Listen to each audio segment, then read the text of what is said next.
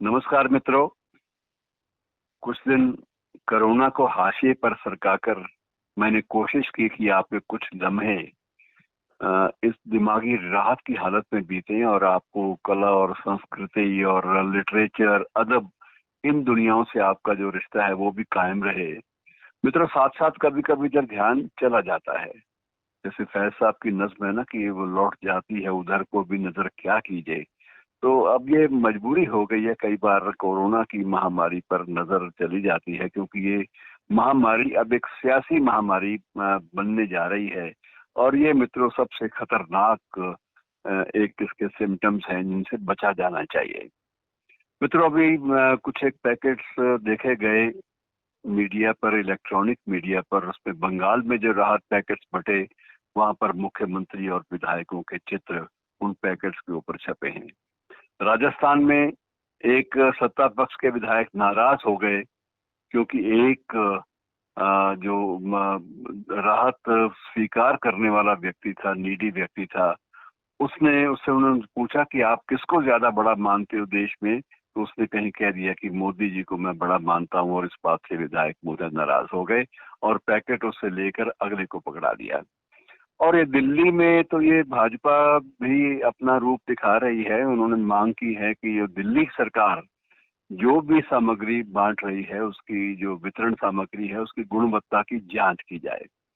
मित्रों, ये जांच होनी चाहिए, इसमें कोई संदेह नहीं है, लेकिन आप कोई भी चैनल आप खोल लीजिए, उस पर जो हंगामादार जो बहस होती है, कई बार हैरानगी भी होती है कि सर्वोच्च न्यायालय बहुत सारी चीजों का संज्ञान स्वयं लेता है। और ऐसी जो बहस है, बेतुकी बहस, जिससे सिवाय सर दर्द के कोई दिशा नहीं मिलती, दिशाहीन बहस होती है, ऐसी बहसों पर पाबंदी क्यों नहीं लगती। ये मित्रों, ये इससे कोई एंटरटेनमेंट भी नहीं होती। लगता ये है, उसमें निराशा होती है, हताशा होती है। लगता ये है कि हमारे जो राजनेता हैं, जिन्हें इस संकट के समय में आगे आकर हमारा मार्गदर्शन करना चाहिए, वे लोग आपसी बहस को सबसे ज्यादा अधिमान दिए हुए हैं। और इतना चीख चीख कर एंकर्स भी और पार्टिसिपेंट्स भी, इतना चीख चीख कर सब लोग बोलते हैं। और ऐसी ये कवायद बेमतलब जो है, ये जारी है, इसमें कोई हस्तक्षेप नहीं करता। और पता नहीं कौन सी टीआरपी इनको इस बात पे मिलती है, ये मुझे मालूम नहीं है, लेकिन ये सिलसिला हमें आपस में बंद करना चाहिए, ये बात जरूर है। आम आदमी, अगर उनको आम आदमी से कोई सरोकार है, तो आम आदमी इन लोगों से हताश भी है, निराश भी है।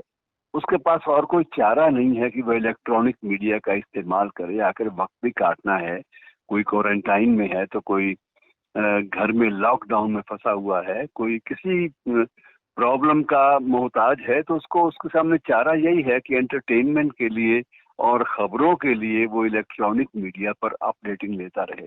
लेकिन जब भी आप अपडेटिंग लेने की कोशिश करते हैं, तभी आपको एक हंगामेदार बहस जो है उससे दो चार होना पड़ता है। और होता यह है कि 15-20 मिनट के बाद आप थोड़ी देर के लिए उसे बंद करने पर मजबूर हो जाते हैं। लेकिन इन चैनल्स को और इन एंकर्स को और इन पार्टिसिपेंट्स को कोई नहीं बताता कि भाई लोगों में क्या प्रतिक्रिया आपके प्रति है।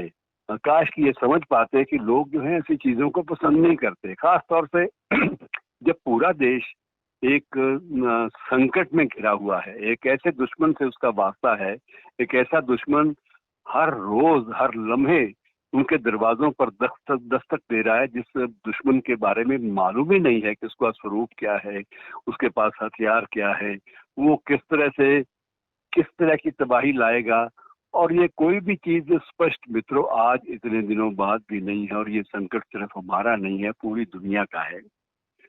मित्रों, आप अंदाजा लगाइए, मंदिर बंद है, गुरुद्वारों में प्रवेश सीमित है, शिरडी सिर्फ पूजा होती है और पूजा के जो चित्र हैं वो इधर उधर मेल कर दिए जाते हैं। इसके अलावा कोई कहीं साईं के दर्शन के लिए लाइनें लगने वाली बातें समाप्त हो गई हैं।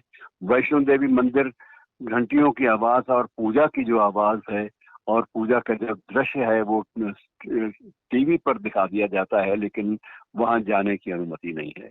जयपुर में गोविंद देव जी का मंदिर बंद है।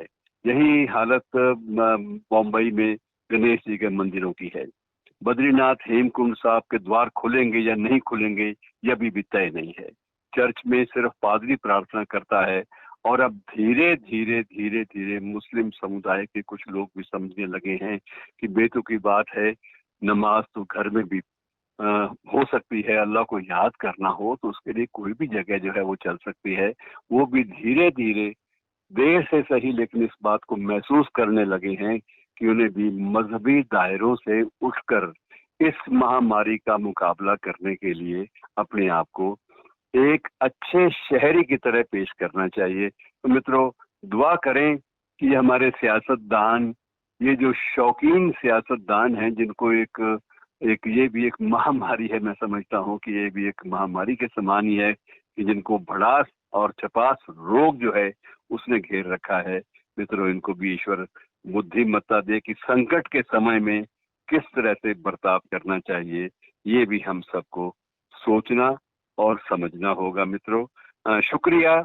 मैं ज्यादा इस मसले को आगे बढ़ाने के पक्ष में कभी नहीं रहा, क्योंकि ये सियासत जो है, उनका जो काम है वो अहले सियासत जाने।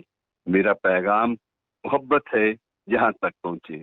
बेहतर होगा कि हम लोग मोहब्बत बांटें और हो सके तो कुछ मदद आपस में बांट लें, और हो सके तो कुछ ऐसे कार्यक्रम दें, ऐसी बातें करें जिनसे कम से कम संकट के समय आम आदमी को राहत मिले और ताकत मिले। शुक्रिया दोस्तों।